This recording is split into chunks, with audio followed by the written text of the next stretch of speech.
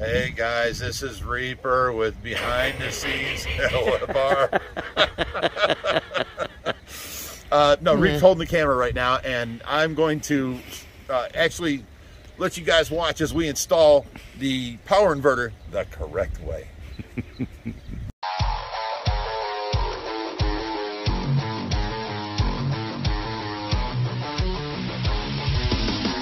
Stop it. Okay, so what we're going to do is I have 10 millimeter. No one should ever be without a 10 millimeter. It's everything anymore. And a little Allen key. Now what we did was we ran the power wire. Oh wait, I didn't even get to that. Our buddy Rob Walton, he says, my guys ain't going to hook that up like that. And he went and he purchased like 8 foot or 10 foot of this big gauge wire for us to hook it up correctly. So now, what people didn't understand was I was hooking it up temporarily. The problem was we don't always take this vehicle. Sometimes we rent a van or another truck and something, and we have to take the inverter with us. So I was just going to do it temporarily. It wasn't going to be in there full time, only when we're on our trips, and I was going to have a rubber mat in between the battery and the inverter. But since Rob so graciously bought us this cable, what we're going to do now is I've already ran it through the firewall and up to the battery. I got some other ends for it to make it even more safer. And we're mounting this inverter inside. But what happened is, now that this is going to be mounted permanently in here, I have to buy a second one to take with us on trips. Like if we run a 24-foot U-Haul or a 16-foot trailer and we need to go that way. We need to have the availability of putting another one into these other trucks that we take. So, but this one here is now going to be mounted permanently in here. Look what we've done so far. Here is the negative wire, and it's ran up to here. I just got to mount that. Here's the positive wire, and we ran it to this fuse block right here. Come around this side and look here, Reap. It's got a 60 amp fuse in it, and what this does is if this wire touches anything like the firewall or anything inside, and it touches ground, it will pop this fuse before it'll turn this cable red hot and catch on fire. So we needed the fuse block in here. That's going to run over and straight to the positive terminal. So if you want to step back, I'll go ahead and start working on this, Reap.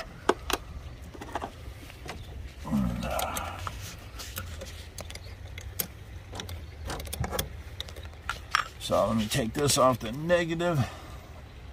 Oh, that got tight. It unscrewed for a while by hand.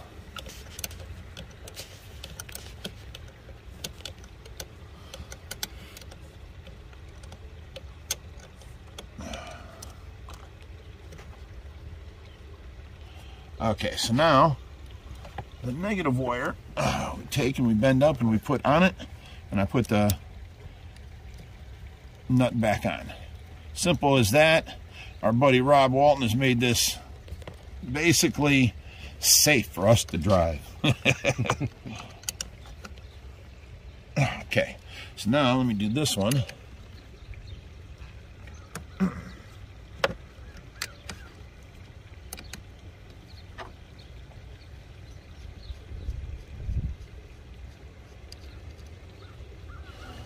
Okay.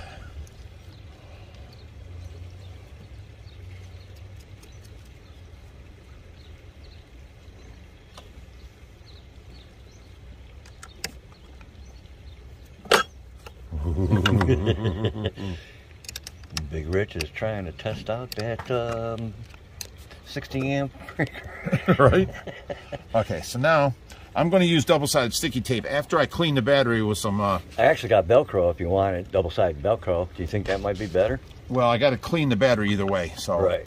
And then it'll mount and hold down into place. So now we're safe. Now we can start working on the interior. Notice we don't have an extension cord going through here no more. Took it out. No more cord. It's gone. Alrighty, let me close this up.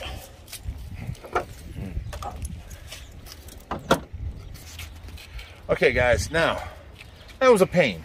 Okay, I'm old. I shouldn't be on my knees and working under here, But we got it done. So let me take the camera and show you what we got here. From the passenger seat, that's what you see. But it really ain't in the way when you get in here. Ouch. I hit my head. You got plenty of room for your feet, no problem. And you're good. Let me see this. Ouch. We got the wires on this way. coming up from the firewall, going to that, and then here we've got the plugs.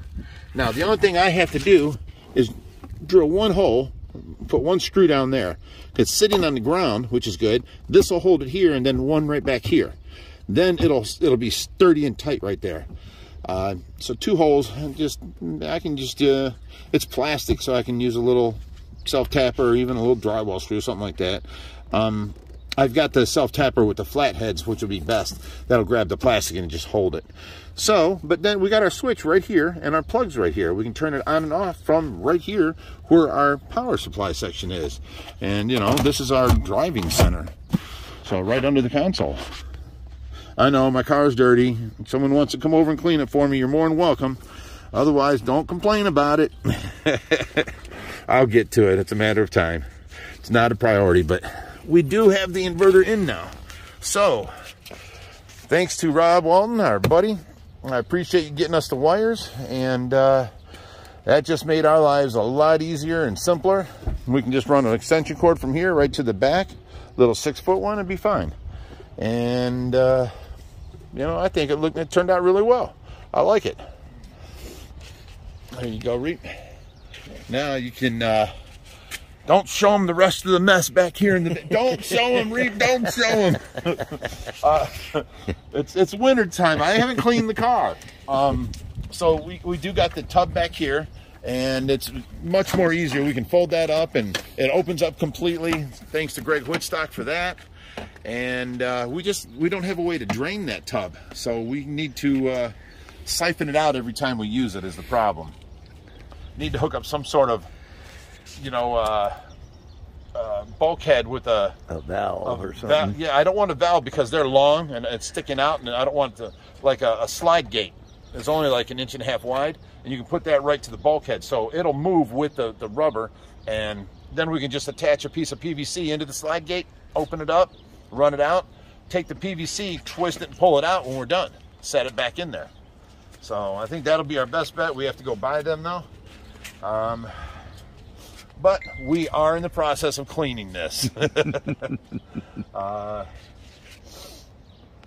Yeah, even with that thing there, we can have it all the way forward, or we can move it back a little bit and open up the pop-up seats so that people have, you know, seating. Or we move it all the way forward so that the weight is more centered, and use the 2 back pop-up seats. They're under here.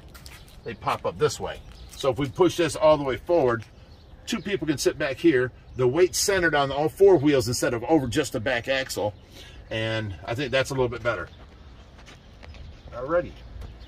Well, there goes a warm day at the OFR and what we do around here. Come on over here and look at this. This piece here wasn't here. This was the power console of the bike. Now I ordered this thing, and what it is look, you can mount your cell phone, your GPS while you're riding, and it holds it. And then it also is a trunk. So what I'm doing is, remember, I don't know if you guys seen before, but I mounted these speakers on here, front and here, and the backs are back there. Problem was I had no place to mount the 1400 watt stereo, so I'm putting it down in here. So it's Bluetooth, it hooks up to your phone. It's got remote controls with it. So I'll use the Velcro and put the remote control right here, and I'll put the stereo down in here, and then this will just pretty much stay closed, and we're good to go. So we're ready for summer. As soon as Tracy wakes up, I've got her the back seat there, nice padded. Look at that. She hasn't even ridden this thing yet. We bought it brand new. I'm still paying payments on it, but I haven't been able to go riding because this thing happened with Tracy.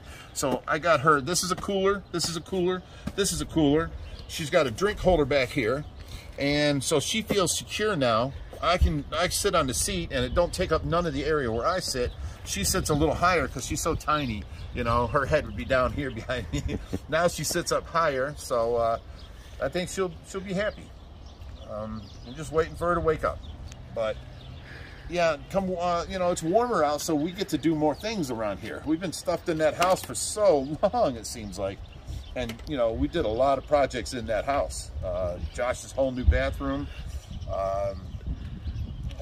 All the fish tank and OFR related upgrades we did all winter long in the pool room and all that. So now it's time to step outside. turn around and show them the pond. We're getting ready to clean this out. We're gonna wait. It's gonna be 60 for the next 3 days. So what we're gonna do is wait for the 3rd day, and then we're getting in there, and we're using nets and getting all these leaves out. But I've got a 9,000 gallon per hour pump. We're gonna push all the water this way, because the water comes out of the waterfalls, flows under the bridge and comes this way and goes to this overflow. So I'm gonna get in over there and push the leaves with the 9,000 gallon pump, pushing the leaves this way, and hopefully we can get them to go up into this overflow, and we'll just keep emptying the basket and clean it out. And summer's coming. We're cleaning ponds. Yes. Oh, don't forget, it's our boy Luke's birthday here. Happy birthday, Luke. He comes over, helps us all the time. He turns 20 today. Another year, he might be able to drink with us. If he can handle another year with us. Yeah, he won't. No, he can't handle another year with us. By this time next year, on your 21st birthday, I'd be surprised if you're going to be here. By then, you're going to find a new woman, and your OFR will be forgotten about. No, even close.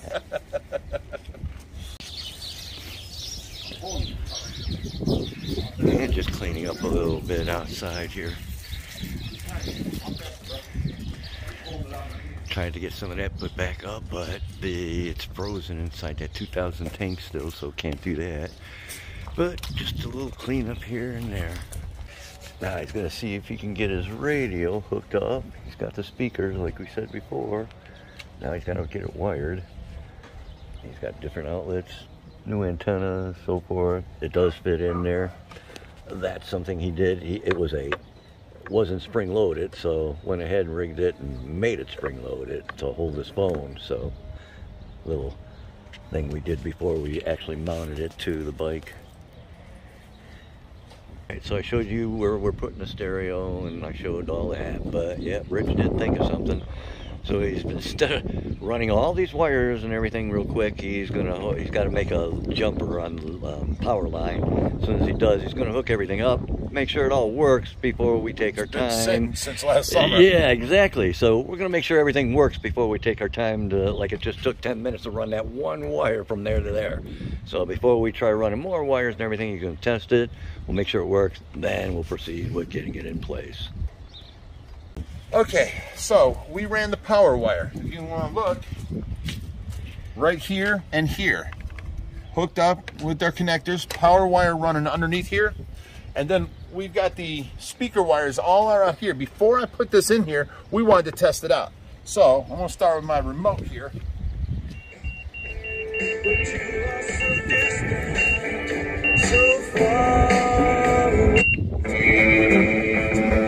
Yeah. Bad company.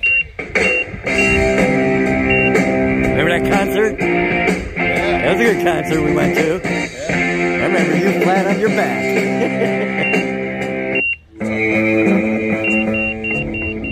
Alright, so we have a stereo that works.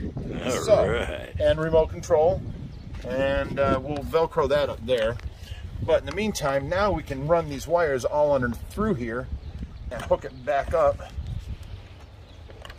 Because these wires already ran in there. They will get hooked up just like so.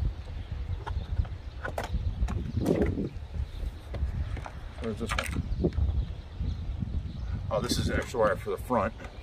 Okay, so let's go ahead and do the front speaker. Oh, we got that into the subwoofer output. That's probably why it sounded terrible. Okay.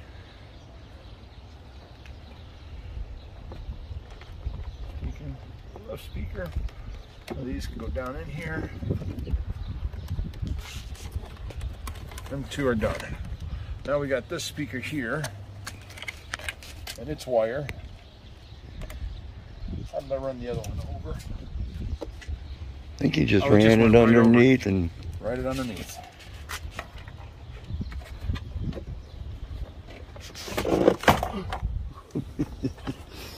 Told you I'm like a bull in a china shop.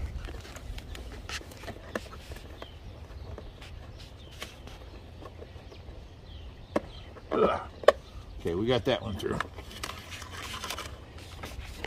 Now, this is No, we're gonna have fun getting that back one. okay, go ahead and pause that video. We'll run this wire and then we'll come back on. All right. Recording. It's not working. You're kidding. Now we're going through. RF. That's crazy.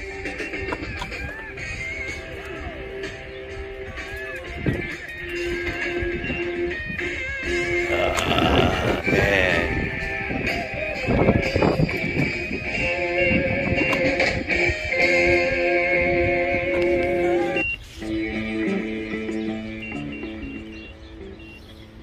All right, so we need to find one of these remotes that work. I thought you had a couple more in the box over there. Sure. And as you guys see, off, on. It is now wired. We already know it does an FX6. We did that last time, so we don't need to bring one up to see if it works. We know it does. We just went ahead and ran the wires through the firewall and hooked it up to the battery with the 60 amp breaker now. We just got to do 2 screws, one here, and we got it in. Awesome. And Josh is trimming up the tree in front. Cut all them branches down. And he cleaned out the filtering. Yeah, we cleaned out the skimmer where the pump is. Look at that waterfall. I thought it looked pretty like days ago. I had no idea it ran so nice. But yeah, he cleaned it out and look at it. Oh my God. Gotta do it every spring and fall. It looks awesome now. And sounds awesome. Talk to you. Okay. Alright, so you see things like this. Oh. Nasty sticks in the pond.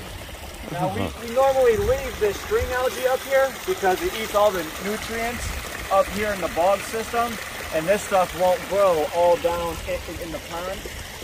But we have to come in and clean off the front side of this rock for it to have a nice water flow and have a nice sound to it.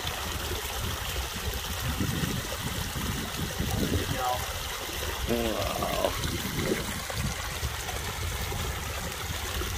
Creating that white water. Sure does. So you basically just keep the top part and the rocks themselves and the facing clean and then let the rest go. Yep. And it just stays right there at the bridge and doesn't go beyond. See, we stop right here. See, like from this point on, we don't want none of that algae, so I'll clean this off. And all this gunk right here will come out because we don't want none of this hair algae to go down into the pond. It just grew because it didn't really freeze too much this winter, so the hair algae just grew like crazy. Awesome. There we have it, folks. Now, will netting next year help that, or that just strictly helps the leaves? So the netting will help because there's less decaying plant matter in the water. So it will help out a bit, but there will still be some string algae in the winter time. That's why you do pond cleanouts come spring. Now it's not spring yet, but it's pretty warm. The water's not, however. I'll bet. Wow. And then once you do it just in the beginning of the year, and it's good for most of the year then? Yes, sir. Awesome.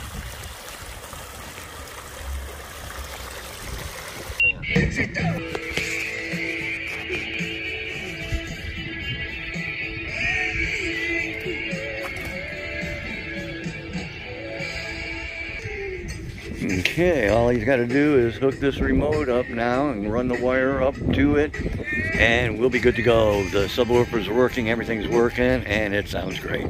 Hey everybody, hope you enjoyed the video. I don't know what happened. I lost 10 minutes in between when we tested it and started putting the wires in, and then we added the subwoofer, which made a big difference on the quad. I don't know. I better learn to get this phone right and get these recordings better. But we did get a lot of cleanup. We got the inverter running good and that awesome. The only thing is to put those 2 screws in. We're going to get some finer screws so it'll hold in there, maybe even nuts and bolts, so it won't come loose from the shroud, the end of the shroud. And you know, got the quad done, got the pond partially cleaned out in front, got some other things moved. Luke couldn't stay too long. It was his birthday. He had to take off and go get himself a big old steak that his mom was buying him.